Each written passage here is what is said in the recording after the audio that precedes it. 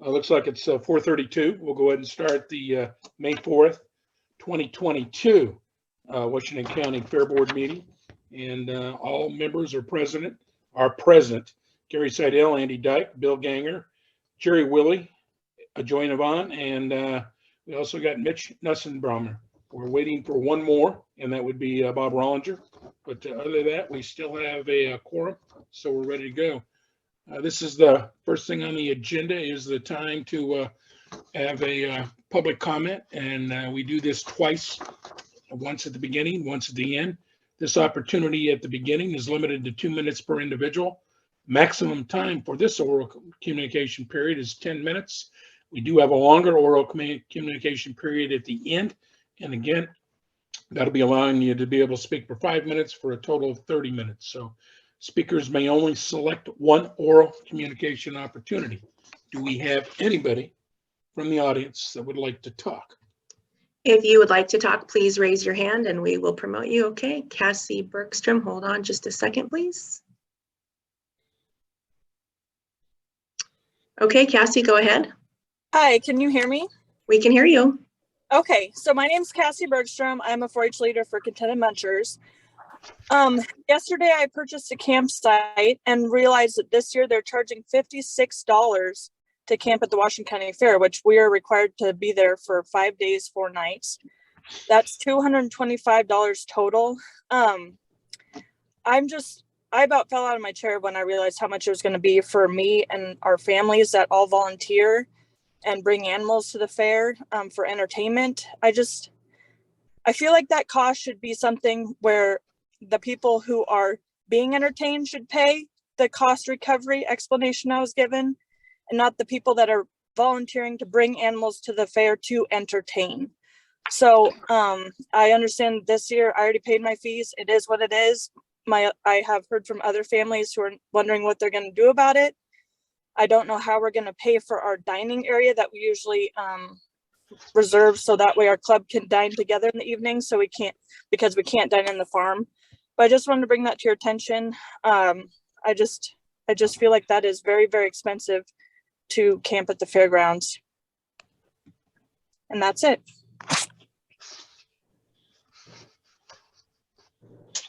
Okay, thanks, Cassie. Appreciate that.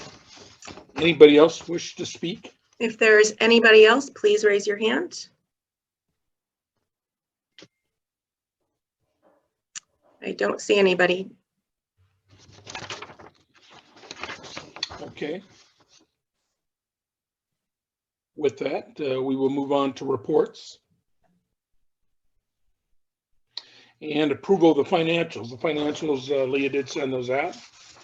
And again, we'd like to get approval for the February and March 2022 financial reports for fiscal year 21-22.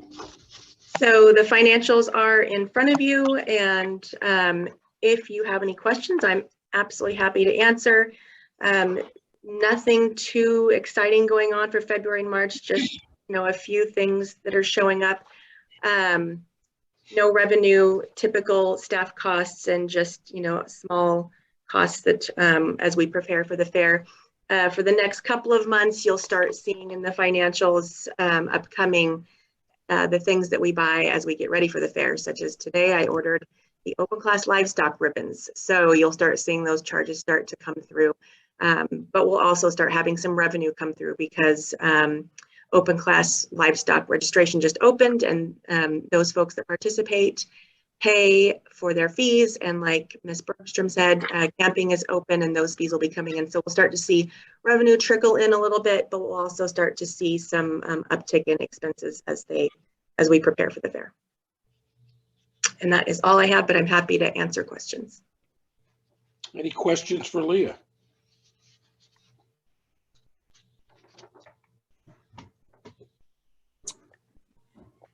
So Gary, can I jump in here? Oh, you sure can, Jerry. So yeah, just in response to the parking charge for the 4-H volunteers and some of those things, have there been some changes in kind of policies for charges for this upcoming fair? And I guess we're looking from a standpoint of budget to actual, we're looking pretty good so far this year. Certainly the TLT money is up. So what do you anticipate over the next April, May, and June predictions for how we're going to end up at the end of the year? So I don't have a prediction prepared. I can certainly put one together and email it to the board at a later date.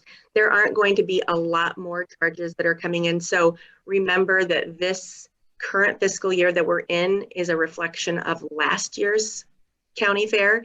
So while we have some costs that are being attributed right now in, February, March, April, May, just the little bit, I think a total of, let's look here, $410 in February and $342 in March.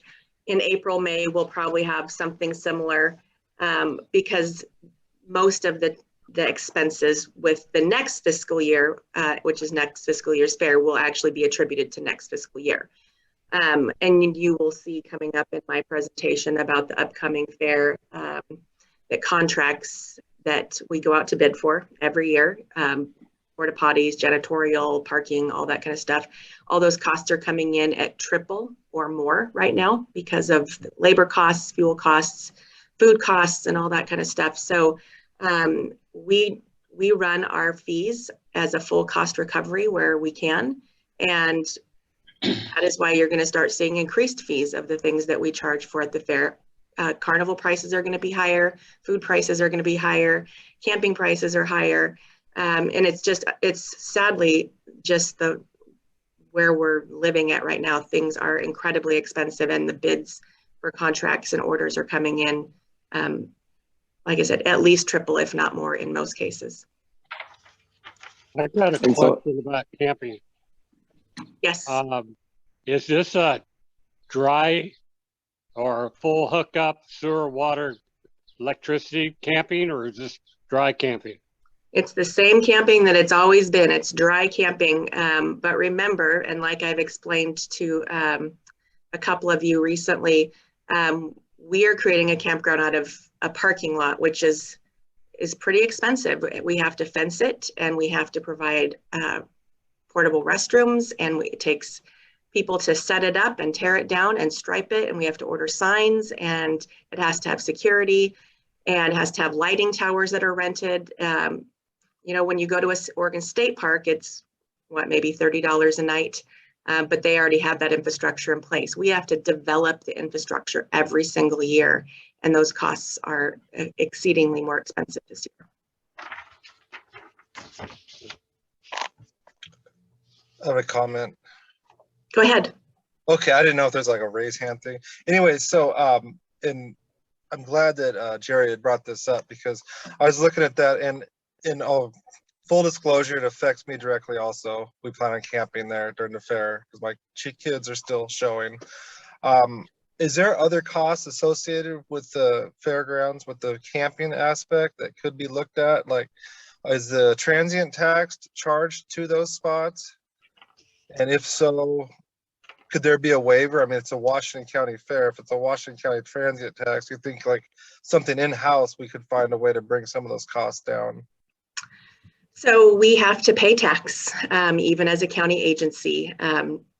We have a small RV park here on the property that we operate year-round, and we pay tax on that every time somebody stays here. We are not exempt from paying the transient lodging tax, even though we are a county agency. So there's a county tax and a city tax and a state transient lodging tax, and we do have to pay that for every transient occupancy that we have. Is that always been that way? I mean, I don't know. Like 30 years ago, it was like $15 for the whole week for a spot. So I don't know if, I mean, obviously things have changed a lot, but like even the last time, 2019 fair, it's triple the cost now from when it was $100 in 2019, and we absorbed the cost of the tax. Okay, and this that's year what I was wondering. So the difference is that instead of the fairground or the fair activity absorbing those costs, it's on individual campers. Right. Yeah. Okay, so Leah, it just is. And I know it's not going to happen this year, but just the basic, like everything is going up cost for everything is going up, except for the entry fee of the fair is still holding at zero.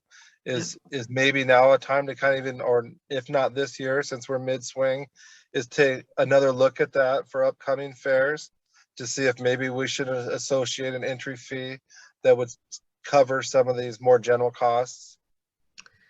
That is certainly something that you guys can talk about for future fairs. It's a little bit too late at this point, but charging an admission fee is something you guys can certainly talk about after the fair. This is a topic that I really think that we should probably discuss in some sort of a retreat if the next time we have one, because it's a little more in depth than what you can do in a meeting like this. For example, the reason we went to a zero cost fair in the first place was because we were killing our fair with the admission fees, and we found out that the attendance actually went way up when we made it zero, and people actually spent more money with the vendors and our revenues went up. So, we need to talk about that, whether or not we're leaving money on the table or not, and how we calculate that. Yeah, and well, I would agree with that, Andy. That's probably more of a work session type for a fair board work session conversation as opposed to maybe a board meeting. Yeah. And these are all things that, when, we hope that the costs of labor and fuel and food and trucking and all that kind of stuff, we hope it doesn't stay like this forever. Triple the cost of what it was last year is excessive. And so, we're having to really pivot because of that this year. Hopefully in future years, prices regulate and go back down and we can adjust our prices back down as well. I know that the Columbia County Fair, they are $180 for their campsites this year. I talked to them this afternoon. So everybody's having to cover, change their pricing structures to cover their costs. Leah, what's the legality of using the education fund to cover some of the costs for the FFA and 4-H kids and their families? I would have to look and see the way it's exactly worded. It is something about educating the public at the Washington County Fair. Okay.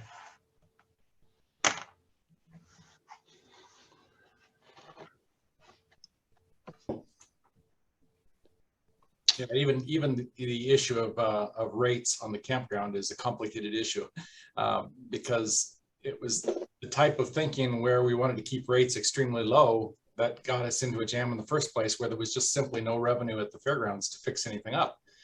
And then we have to consider, if we're subsidizing camping rates for people who want to camp, does that end up driving more demand for camping? We don't have more camping spaces. And also, is it fair to those who don't camp, because they're not getting that same subsidy? So there's just a lot of issues there that have to be talked about before we decide to go below market. Yeah, and we charge, we have food vendors that stay on site in a different campground, and they actually pay way more and actually have less amenities. They don't get fencing, they don't get security, they do not get access to the Cloverleaf restrooms and showers, and we charge them a lot more. Sure. Yeah, if we start subsidizing rates, I might want to bring my motorhome down there and park it. And I'm not a vendor, but being a fair board member and being there for several days, it'd be convenient to have it. Yeah. I don't know if sure that's a real fair comparison. The vendors are there, whereas the carnival, they're there to make money, make profit, where exhibitors are there to show livestock, and they provide, I think, a significant value to the fair, to drawing people to the fair without, it's already an expense for them. Everything they do is an expense. They're not, so it's just an added expense. So I think that kind of explains some of the, subsidy, if you will. Well, and I think that there is and I've had this discussion with 4-H in the past, is, Ms. Bergstrom said that they're volunteers to bring animals to be entertaining to the public. And I don't think that's all that 4-H does. While certainly the public does love to see the animals, the Fair Board does provide the 4-H program, the opportunity for these kids who are participate in this program to showcase their the things that they do year round as well. So I don't think that simply saying it's an entertainment piece. I mean, because if that's the case, then we should be handling things differently. When we pay entertainers to be here who are performing on stages, we don't charge them to camp. So if it's simply an entertainment piece, but I don't think that a 4-H club showcasing their hard year of activities is the same thing as entertainment. So, yeah. Okay, I think we realize this issue is not going to be resolved tonight. So I know this will be a good meeting issue when we can all get together and do it in person to be able to discuss some of these issues to see what's happening. But so we typically do have a strategic planning session in September, and we haven't had one for the last 2 years because of COVID. So I suggest that we get that scheduled for this September. And I'll put that on the books and get that on your guys' calendars. That's a good idea. sounds good. In person. Yes. All right, are there any other questions regarding the approval of the February, March 2022 financial reports? Seeing none right now, do we have a motion to approve? Move to approve. Second. Okay, it's approved and a motion approved, second. And all in favor, just signify by raising your hand so everybody can see us. Looks like we got it all approved from what I see. Okay. Mr. Rollinger, sir, nice to see you. I had a little trouble. I had to reboot my computer. Oh, wow. Okay. Perfect. Excellent. Let's move into reports number 2. Educational fund update. Anything to give us an update, Bob, or are we good? No, I don't have any updates right now. Thank you. Okay, Fairground Advisory Committee update. No update at this time. We had a meeting recently. Who was there? I don't even remember. Was it you, Andy, or was Gary there? Oh, I was there. I was there. Okay. Yeah, that was the last meeting, so I don't have anything to update. There wasn't anything to update out of that, so we're good. We'll move on to old business. Let's discuss County Fair 2022 updates. Or do you want to go to 4-H first? Yep, let's just go ahead and do the 4-H update and welcome Alan. Welcome, Alan. Hey, Alan. Hello. Would you like me to do the introduction and all that, Leo? Sure, please. Okay, or Gary. Well, thank you so much. Really excited to be here. My name's Alan Taggart. I actually came from Boise, Idaho, and met with Leah, and she gave us, both me and my admin, Deanne Pope, a tour of the grounds, and it's an amazing facility and grounds that is here in Washington County. Come to find out, the fair executive director that I worked with in Boise, Leah is really good friends with, Bob Batista. So it's kind of a fun connection. The fair world is pretty small, it seems. So really excited to be on board. We talked with Leah about some opportunities. She had a really good idea of us utilizing, in 4-H, utilizing the wingspan more just to be more visible to the public. I find that there's actually a lot of parallels between Boise and here, where we have a very urbanized or urbanizing area, and people don't realize that 4-H is an option for their kids to sign up. So we are really looking to grow. Both Deanne and I are describing this as our comeback year. We've actually have more enrollments than we did last year. So we're above 200. We had our swine weigh-in. We had a really good showing there. And then would also like to invite all of you to come to our sheep and goat weigh-in, which will be at the fairgrounds March 14th, starting at 8 a.m. We had some fair board members at the swine weigh-in. Jerry Mitch I saw there, and I believe Catherine, one of the commissioners, was also there. She was actually put right to work, working with tags. And so I'm just really excited to be a part of this team and to work with the fair board, to work with the fair. I really also appreciate during our visit, Leah was mentioning you know, it's not just the fair that we utilize it. We use it throughout the year. And I told her, you know, in all honesty, we need places for our kids to meet. And so having that throughout the year, whether it's the cloverleaf or the barns, where kids can practice with animals or even do archery or STEM projects, anything, we're really excited to continue doing. But I wanted to ask all of y'all about the needs that you see for the youth here in Washington County. You know, I'm new here on the scene, and just wanted to put that question out here to the board and see if there was anything that, from your experiences at fair or just even in the community, what needs are you seeing that we, you know, can work on together, or whether that's education stuff, outreach. I've really liked community focus. So just wanted to see what needs you see for youth in Washington County right now from your perspective.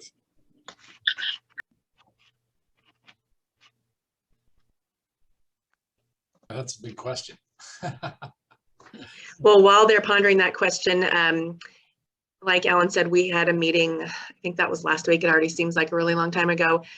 We had a lot of great brainstorming and lots of great ideas. I'm really excited to be working with Alan and Deanne. Lots of great energy. It's exciting.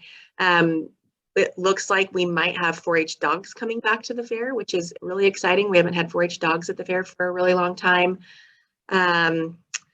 I'm hoping that we can entice archery to come and exhibit at the fair, and maybe robotics. So we had a lot of conversations about bringing in some of those 4-H programs that have not traditionally been at the fair and having them take part this year, which is exciting for us. If 4-H can pull that off, it's kind of late. So I was bombarding them with all sorts of ideas of different 4-H things that could be done. So we'll keep our fingers crossed and hope that some of those things can happen. And then Alan and Deanne both were very excited to hear about the breakfast that you guys normally do for the 4-H kids, and still trying to work through some challenges on how we can make that happen. I think that if Alan and Deanne don't mind us using the Cloverleaf kitchen to make that happen, that is a good place for the fair board to be able to cook their breakfast. Any way that we can get y'all interacting with the kids would be fantastic. So if y'all are still willing and able, we would love to work together. I'm sure Leah has it, but Alan, can you share your contact information with us? You bet. I'll type it in the chat, my email, and I'll give you my work cell as well. And is there a way that I could get y'all's contact as well, or you just shoot me emails or whatever? With that, I can send you, yeah, and I can send you that information, Alan. Perfect. Okay. Yeah, let's let Leah be the conduit for both ways. Yeah. Great. So, Alan, this is Bob Rollinger, and we have been spending a lot of time down with the animals. It was unfortunate we couldn't get a bunch at the last fair because of the last minute, but I've enjoyed, and I know Bill and the rest of the guys have enjoyed meeting all the kids down there, and we want to continue to get through and see and thank each one of them. So excellent. Something we've made an effort at. Bill Danger's been a good person that's really pushed that along for us, and so we'll be excited to do more of that this year with more folks there. Excellent. Well, as you said that, I also recently, so we have a 4-H ambassador program that's really focused on leadership and working with the public. Would y'all be open to, if we like assigned an ambassador to each of y'all during fair to give you a tour of the area? Like, would that be of interest, or would that, like you said, to do those face-to-face introductions? Would that? Well, that'd be fabulous. And I so often don't like to bring this up, but Gary and I both have blue ribbons from the previous fair. Cows. And I had to be partner in a steer this year. Wow. So yes, we would love more involvement. You know, Bob, you got to mention those were grand championship ribbons, Bob.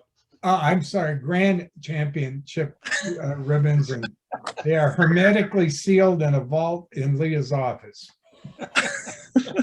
And Alan, just in case you're wondering, they never talk about it.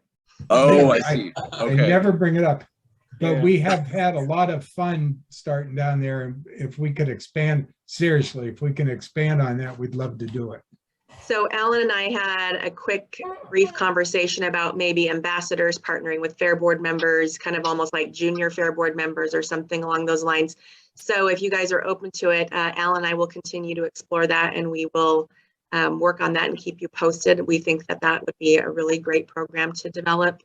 And in the past, Alan, the Fair Board has sometimes judged herdsmanship and, performed other tasks. So just, put together a list and when and where, and I give the Fair Board a calendar of things they need to do during the fair.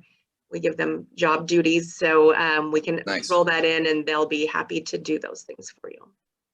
Fantastic. Thank you. And just so y'all know, you probably already know this, but we are all about caring adult partnerships where youth learn from adults and vice versa. And so, I mean, if there's any opportunity that we can, get our youth involved with y'all and learn those leadership skills from y'all, that's what we're all about.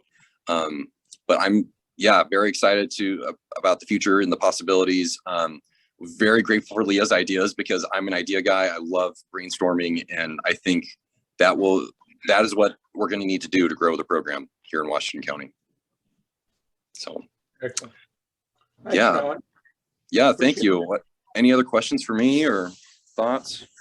Other than just to voice my support for this, also, I think anytime when you start making those connections and you can get more direct communication to where us as Fair Board members, I'm already fairly connected with a lot of the 4-H crowd, but for them to see how much support they're actually getting from the Fair Board, sometimes I think it gets skewed a little bit, and it'd be nice to iron out any of those misunderstandings. And also, as far as the breakfast, the Cloverleaf building just seems like a real natural place to have that and continue that. Right on. I was going to chime in here, but Jerry's got his hand up. Okay, go ahead, Jerry. Well, I was just going to emphasize, I went out for the weighing of the pigs a few weeks ago. It was very entertaining. I really enjoyed it. Mitch, thank you very much for, coming up and having that conversation. Alan, the same thing. So again, May 14th, 8 o'clock, sheep and goat weigh in. And I'd encourage you to, if you have the time to do it, let's show up. Right on. Thank you. I know at the beef weigh-in was the first time I met Bob, and I've known Bill, and then I met Andy and Leah. Really, the first conversation we really had was just shortly before our first meeting, which I thought was a very, productive conversation. And it's just understanding like shared goals and being on the same team and moving forward and getting, progress so. Yeah, I agree. I believe collaboration is the way to make things happen. I mean, that's the only way that we're going to continue to grow.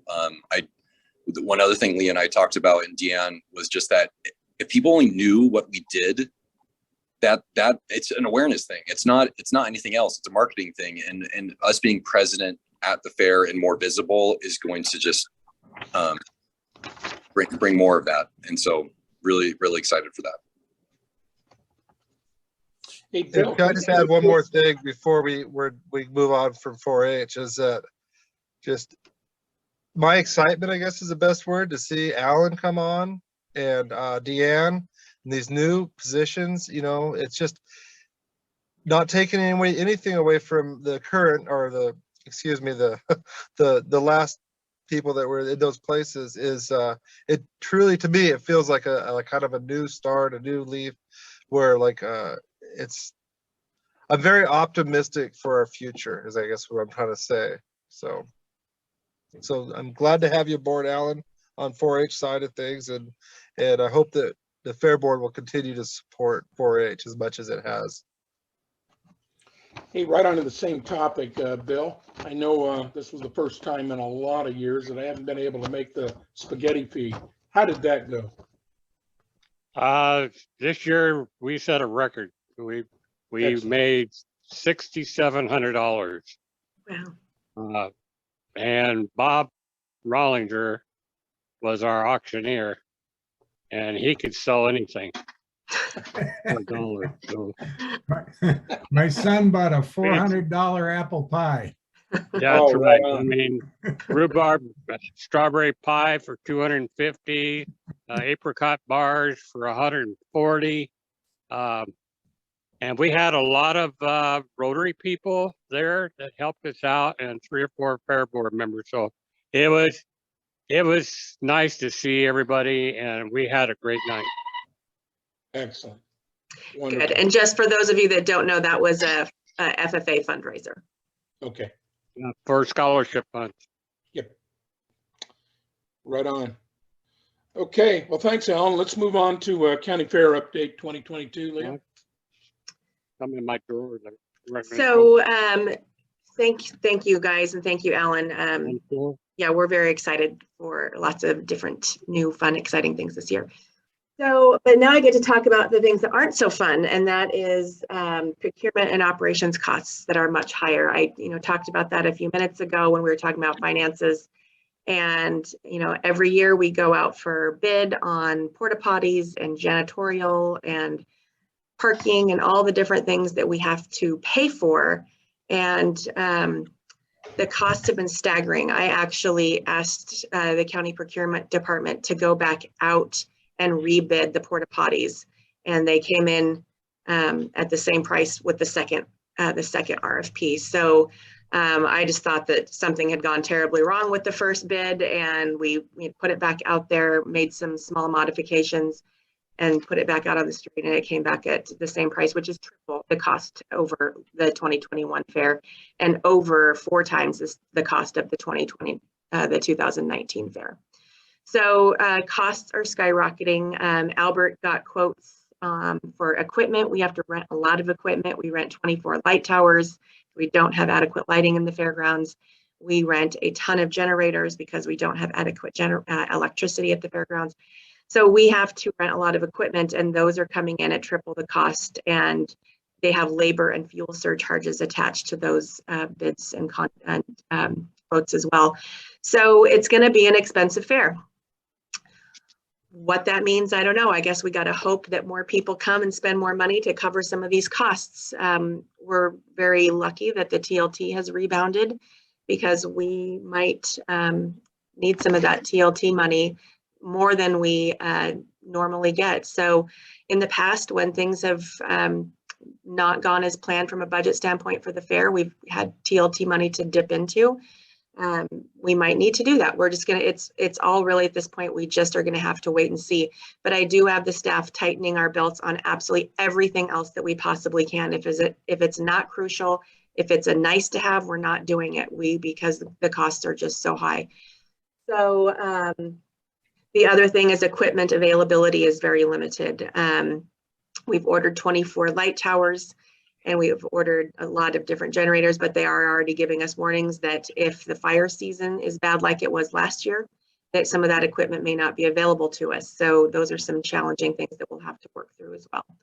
So I will keep you posted on all these things, but at our next meeting, I will give you a comprehensive list of every contract and how the bids came in, just so you can see the cost comparisons.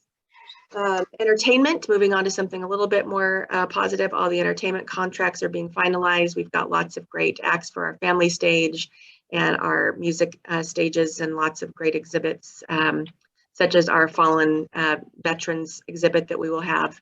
So lots of great things going on with entertainment, but that's all been finalized, and we're getting all the information for entertainment folks so it can start getting posted on our website. So Lisa, once she gets that, she'll start posting all of that on our website. Thanks, Alan, for posting that information.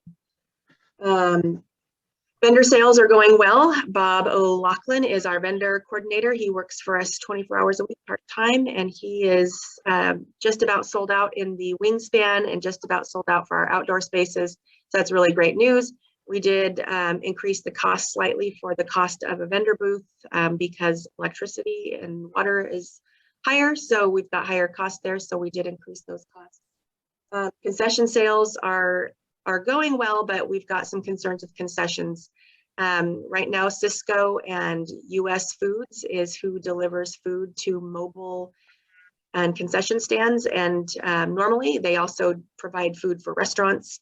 And they are telling us that they may not be able to supply food orders for concession stands this year because they don't have enough labor and they don't have enough trucks to supply us with food. So the food vendors will likely have to drive through those locations, which for Cisco is over in Tualatin, to pick up their food deliveries, which is a little bit rough because we've got one food vendor who orders 2 semi trucks of just onions and semi trucks full of churros. And so having to try to pick that up and drive it back without benefit of delivery from a semi truck is going to be very challenging. So because of that, we've got some concessionaires that are not quite yet committed to participating just because of the uncertainty with food. I will keep you posted on that as well. So those are just some of those vexing, challenging things that we're working towards right now. Carnival Layout is expanding just ever so slightly. Last year, they did not bring all of their carnival rides just because it was, 2 months before our dates that we decided we were moving forward, and they had some of their units committed to other places. So we will have the full Butler unit this year, which is good news, and it takes up a little bit more of a footprint. And marketing, I know you guys probably don't look at our website very often, www.bigfairfund.com. Lisa, our marketing person who is on with us today, just had a refresh done on our website. It looks absolutely great. So thank you, Lisa. We had not changed our layout and our format and things for our website for, at least 5, maybe 7 years. So Lisa came and said it was time to do a little bit of a refresh on our website. So it's got a little bit of a new look and features on the website that we didn't have before. So it looks great. So please take some time to check out the website. Lisa is finalizing the marketing plan. We showed last year that with only 2 months to spare, we didn't do some of those big blockbuster marketing things that we normally do, like TV commercials and radio advertisements and in movie theater advertising. We didn't do those. We didn't have time to book them, and we weren't sure, we were going to have the budget to cover it in the COVID climate. But Lisa did some really interesting marketing, targeted social media, worked with some ad agencies, and we spent very little money last year on marketing, and the outcome was very good with 180,000 people attending. So she's looking at some creative, lower cost ways to do some marketing. So she will get more information to us all on that at our next meeting. So before I move on, is there any questions on these items? All right, seeing none, moving right along. And I have, Leah, Yeah. the Fallen Heroes exhibit. Yes. Have you set up anything as far as military to stand at it, or? So we are looking at having our local National Guard branch possibly be there to help us set it up, and also have a booth there just to participate in that. We are, Bob O'Loughlin, our vendor coordinator, they reached out to him for a booth at the fair, and we suggested that maybe they take part in the Fallen Hero exhibit. So that's something we're working on. Good, because I had to Has anybody contacted Survivor 22? I don't know what that is. Veterans commit suicide every 22 hours. Okay, we can certainly reach out. It's a good organization. If you need more info, my wife has it. Actually, will you just have Lois send that to me, Bill? That would be great. Okay. All right. Thank you. Yeah, it's a really beautiful exhibit, and I think that it's going to have some good support. So any military organizations that want to take part, we would love to have them involved. Okay. Okay. moving right along for our exhibit program. So you've already heard from Alan and I that we had a great meeting and did a lot of great brainstorming. So at this point, with just 79 days away from the fair as of today, as my staff like to put on the wall, 79 days, walking in and seeing that on the wall sometimes is a little bit jarring, 79 days. So right now we've, Alan and Deanna and I agreed, no new ideas at this point. We've got lots of new ideas for the future. We can do some additional things this year, but at 79 days out, we're working on execution. What can we do together? And what are the program needs? So we will continue to work closely on that. So thank you again, Alan, for being with us today. Met with the FFA advisors just recently. The FFA registration for their program is live on our website now. I did have an FFA advisor contact me yesterday, wanting to know if it was ready to go, so they know that they can start registering for their exhibits. FFA hadn't quite decided where they want to display their exhibits this year. In the past, because we didn't have space for them in our old main exhibit hall, they displayed their stuff in with 4-H. So that's something Alan and the FFA advisors can work on. If there isn't space, or if there is more of a need to have, the FFA exhibits over in the wingspan with the open class exhibits, we're certainly open to that. We want to just kind of, provide the opportunity of what FFA and 4-H needs. 4-H is probably going to do some sort of something in the wingspan. We don't know what that's going to look like, so maybe FFA can as well. But we'll work out all those details. But we're excited that these programs are back after a hiatus from COVID. So we're really excited. Open class is also live and posted on the website, and we've got open class registrations coming in. We did have a slight technical glitch yesterday that our IT department is working on, so we hope to have that resolved by tomorrow. Registration was getting rejected for some sort of technical issue from an IT standpoint, so they're working on that. But it is live. We've got lots of great feedback from our open class livestock superintendents. They believe that we're going to have a big showing for open class on the first weekend, so it's really exciting. And camping and vet checks. So you heard about camping and the controversy with that, but yet camping is happening, and we don't love it that it costs more this year, and hopefully in future years we can reduce those costs again, or maybe find a sponsor to underwrite it. Now that I'm thinking about it, I mean, maybe there is a sponsor that would like to cover those costs for H and FFA people camping. That's, now that I'm thinking that out loud, maybe we can find a sponsor. Maybe the Ed Fund can pay for part of it, and maybe there's a sponsor who is really passionate about youth programs that would like to cover those costs. So that's something that I will think about. If you guys have any ideas of a company or somebody who would like to sponsor that, please let me know, and we can work. Curtis Trailers would be great. Oh, I was thinking of Dykes Machining. But Curtis Trailers and the other RV right in Hillsborough would be two good people that would. If you know somebody, Bob, please contact them and see if they're interested, and then we can get a proposal out to them. So Our rent.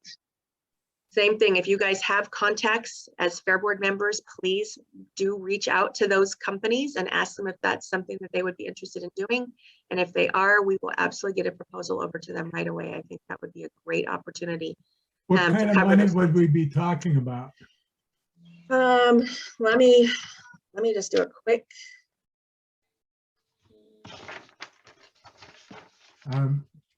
Also, Mobile Joe's is one of the biggest RV repair places. I know the guy there. Okay, well, it looks like it's going to cost us right around $5,000 or $6,000 just to operate that, maybe a little bit more. That was just our rough estimate. So maybe if we can have the Ed Fund pitch in a couple $1,000s, and maybe a sponsor pitch in, $4,000 or $5,000, $6,000, or it can also maybe have more than one sponsor. So I love the creativity. So as you guys think of them, please do some outreach. It's okay to have 5 of them at $1,000 and 2 of them at $2,000. We can certainly be we'll take anybody's money. So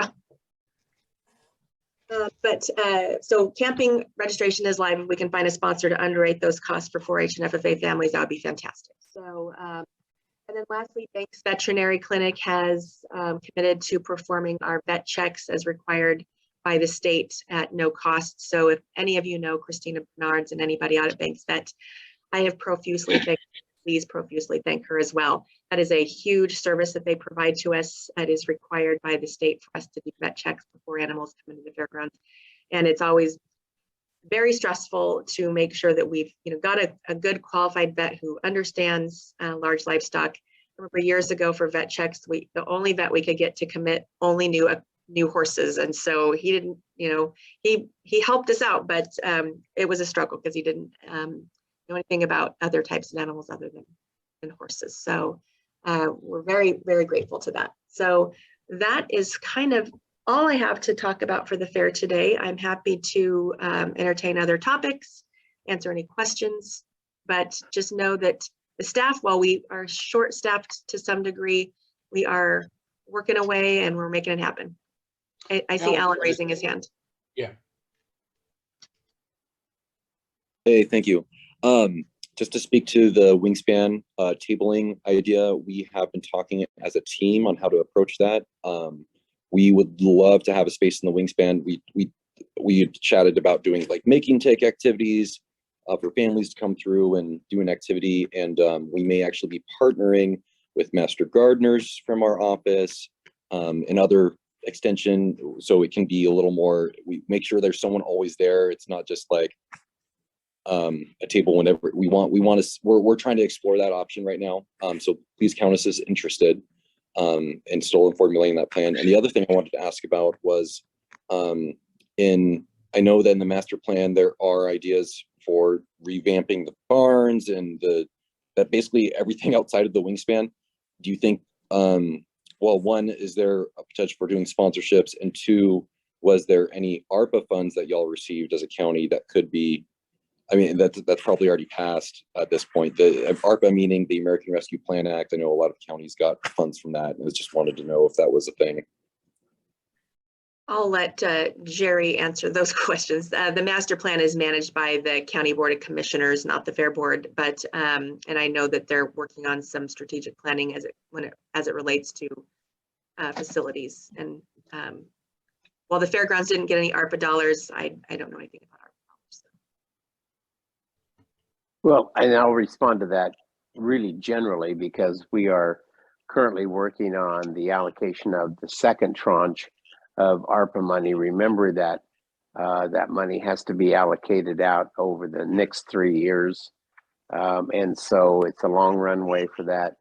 And we're looking at how best we can facilitate that money, I guess, to a variety of places. So certainly we'll incorporate that into the thought process, but right now we're still in the planning.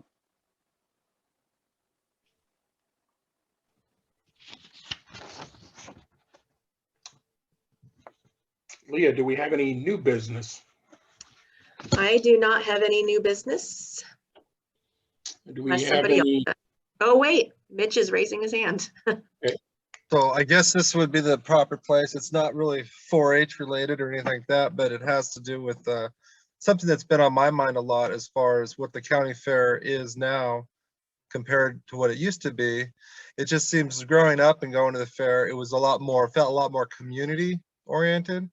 And one aspect of that in those days was the Friendship Square, which kind of falls with, I would guess, put it with the entertainment, albeit it was free entertainment. I mean, it was your local, dance troops or gymnastics, or, in the evenings, it could have been bands that were playing. And especially in recognition of how much the county has changed from in the last 30 years, I see it really as a really good opportunity to showcase a lot of some of the cultural diversity that's within our county. I would love to see things from, well, speaking for myself, I've come from like a Swiss community out in Helvetia, and I know there's still a Swiss club that's active, and there's guys in the community that play Alpenhorns, and that's just kind of one small, I don't know, not that they're necessarily chomping at the bit to bring their alpenhorns down here and play,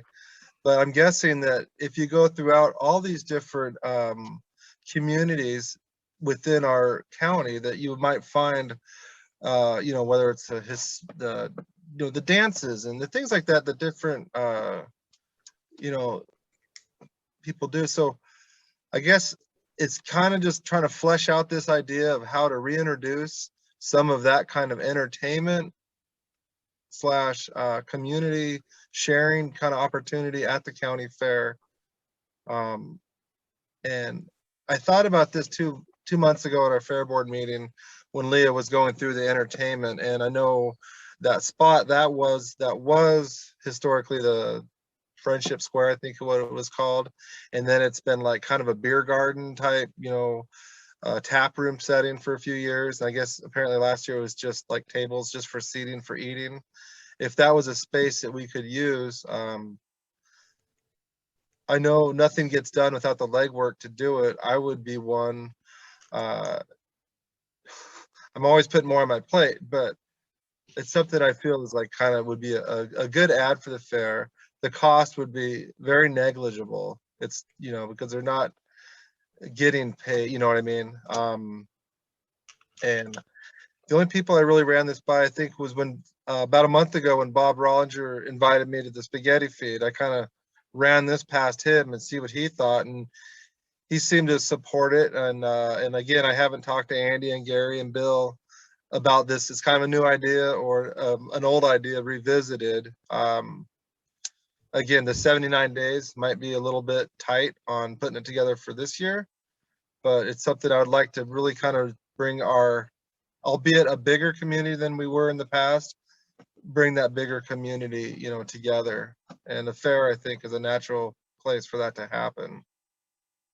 Thanks, Mitch. So let me add some context for those of you that weren't around back when Friendship Square was basically the family stage. So we didn't used to have our family stage. We had the Friendship Square, and it was where Helen Wick Walter's dance troupe had the little kids, you know, dance, and it was a lot of dance troupes. Lots. It was mostly dance troupes and little gymnastics groups that did their summer performance, and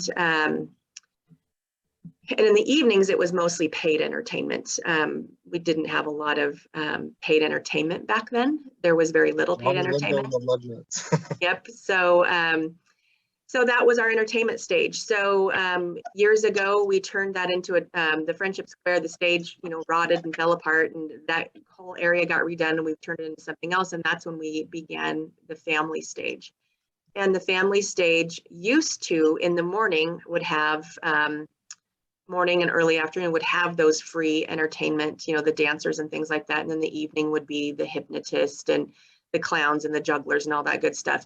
But every year it got less and less people that wanted to participate on that that family stage for free during that period of time. And we would be calling and begging the dance troops and the gymnastics troops and the, you know, the senior center was their singing groups. And it was just that they didn't have the people that wanted to participate in the summer anymore. And the high school clubs, we are during Dead Week. For those of you that know about OSAA, the fair falls during Dead Week. So sports and choir and bands can't participate as a group during the fair. So just little by little, that whole community aspect went away about 10, 12 years ago. But I would love it if it came back. So we don't have the staff to do that. If that was something that the fair board wanted to work on, I can do some staff support. We could put together a flyer that we're looking for community entertainers, putting up an additional stage or making time on our family stage. That's all doable. 79 days, I can make that happen. That's easy. Just finding the groups though to do that. So even if we were marginally successful this year, we had a few groups start out. Maybe it'll build in the future. I see that Alan posted something about a group that his kids do in Beaverton. And I know that our Office of Equity, Inclusion, and Diversity at the county has mentioned that they would be willing to help us, get groups that could do that in the future as well. So maybe if the Fair Board is ready to assist with that function, it's something that we could start doing this year in a small way, and maybe in the future we can have a very specifically called out community and cultural entertainment stage or area, if you guys are up for it. I love the idea, Mitch. I think it's wonderful. I just need support. I don't have enough staff to do it. Come on, Andy. You gotta come off mute, Andy. I was just saying, I don't have the bandwidth for that. Sorry. We can learn about the Dyke heritage. Sherry Well, and that's I'd be the- glad to come I'm on just stage reminding. and share our animal experience. But I think that that's a valid point, is it doesn't have to be singing and dancing. I mean, it could be somebody painting like Bob Ross style. It could be somebody giving a presentation about like their family history. It can really be anything that a community member wants to celebrate about themselves or their heritage or their culture. Or, it could be a TED Talk that somebody is passionate about. It can be anything. Could I ask a question? Of let's say that we found these groups or someone that wanted to come out and do it. Do they have to fill some sort of paperwork out, or what would be required? I know we can't just say, come on out and jump on the stage. Yep, boy, I've trained you guys well. So yes, there definitely has to be a waiver that is signed. So we do have a waiver. It's actually a little agreement that they say that they are going to follow all the rules. They're going to, follow all laws. They won't sue the county. They won't sue the Fair Board, and they have to sign that. It's a little one pager. It's not too bad. Okay, thank you. I guess my impression, Mitch, is that while I'm the same place Leah is. I would love to see it happen, but these are the types of things that should be driven by the community. It shouldn't be the Fair Board who has to drag people to the fair to do that kind of stuff. It should be these community groups coming and saying, we'd like to actually perform at the fair. It would make it so much easier. Yeah, otherwise, it seems like we're just begging and we're always, well, it just changes the dynamics of the whole thing. So can I speak to that, Andy? That's a really good point. So a few months ago, we had, and maybe Lisa can jump on and remind me if she's still on. We had a Native American, two Native American groups, one out of Beaverton School District and one out of the Hillsborough School District. And they came to us and wanted to do a community powwow during the fair. And Lisa and I were like, absolutely, let's make that happen. And we met with them a few times and we had a meeting, but then when they found out that we serve alcohol at the fair, that was a deal breaker. So they decided to not participate, but they came to us. They thought the fair would be a perfect place to celebrate and show off their cultural history and the things that their clubs do, which is great. And if we could find more clubs that are willing to do that, but again, having them come to us was certainly a treat because that rarely happens. Sure. And as I recall, and I'm reminded that Tom Black wanted to get the community involved by having a dance at the fair, and it turned out to be a complete bust. It was, you just can't force people to come to that sort of an event. It really needs to be driven by the community.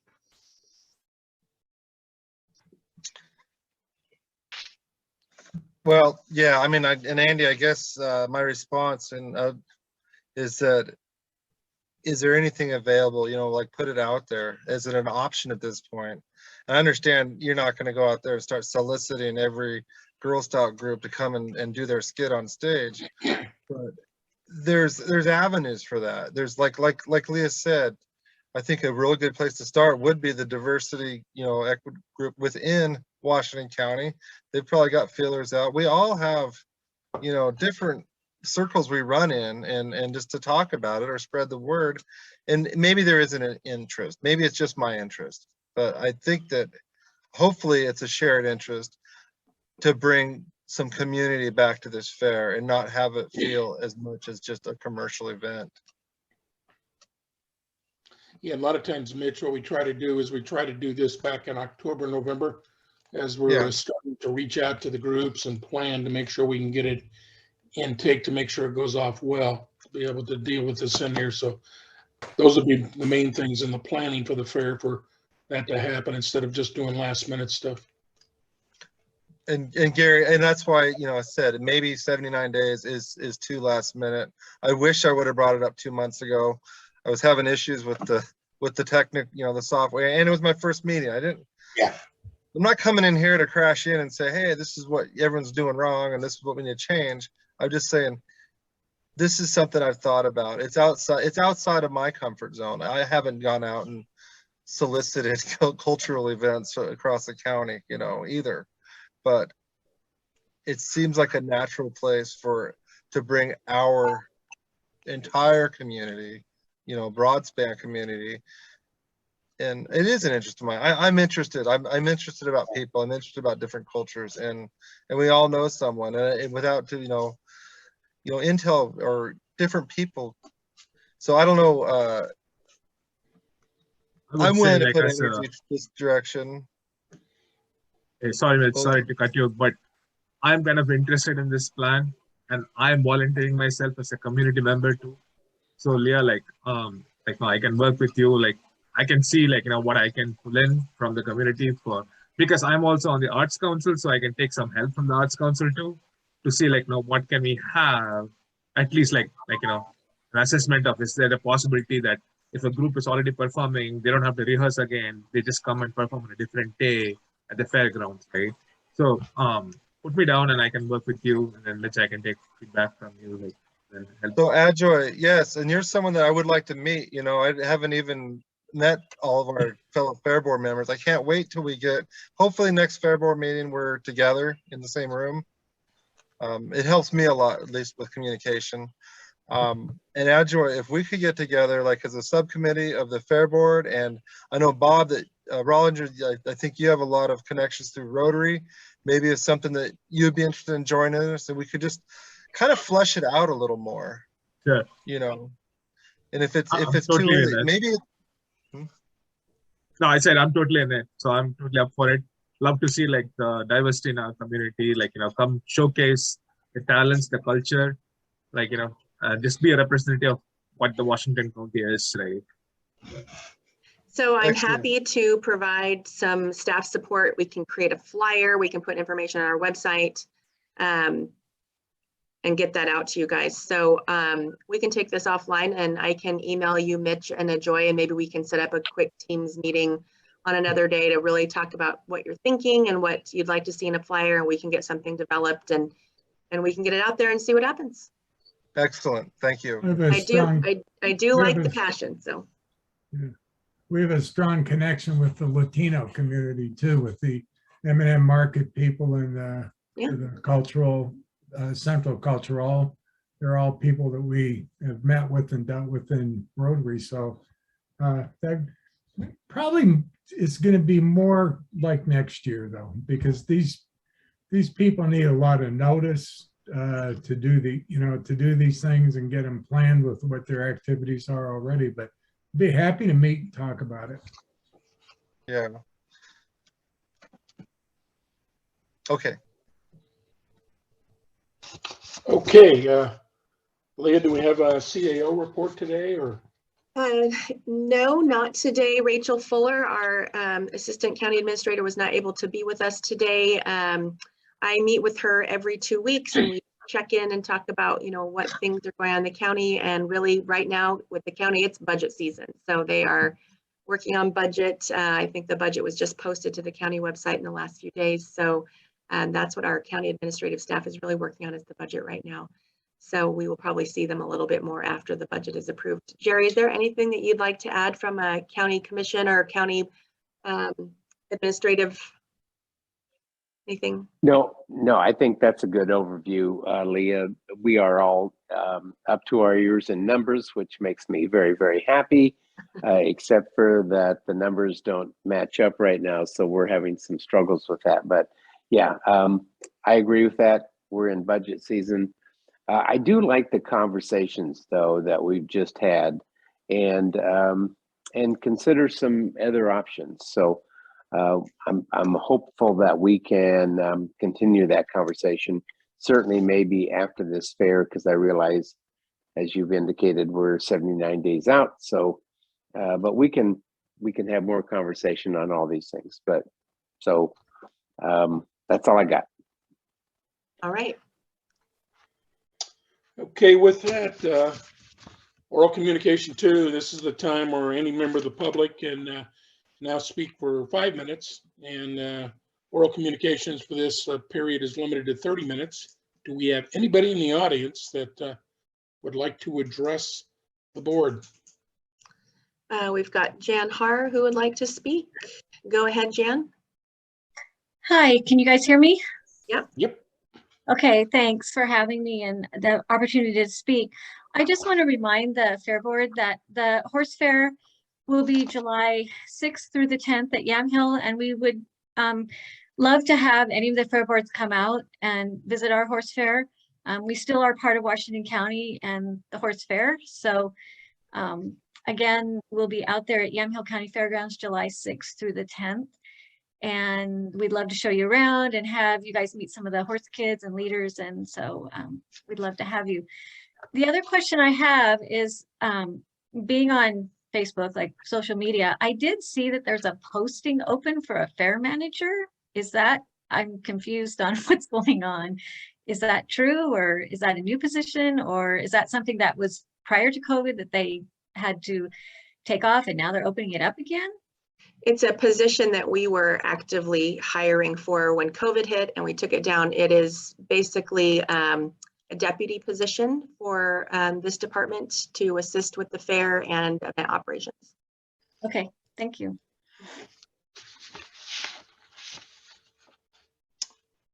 Are there any other members of the public that would like to address us? I don't have any hands up. Okay. Seeing none, that concludes this meeting. Next meeting is July 6th, 2022, 4:30 p.m. Leah, is that going to be an in-person meeting?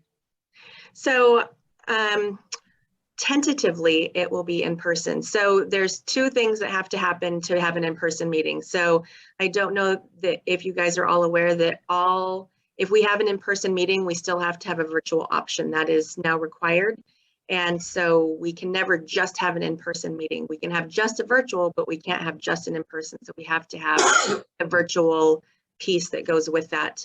And we can do that here in Wingspan, but it takes staff to operate that. And I'm pretty sure staffed at the moment. And then also it takes staff that is scheduled to be here on the night of the Fair Board meeting. We've been really busy with events. That's why we aren't meeting in person tonight, because I just simply don't have the staff here to have the doors open, have the table set up, and to clean up afterward and clean the bathrooms and do all that good stuff, plus provide that AV support for this meeting. So it all just depends on if we have the staffing to do it. Okay. With that, motion to adjourn. So moved. Second. Second. Second. Okay. We are adjourned. Thank you all. Bye, y'all. Bye. Thank you. See you.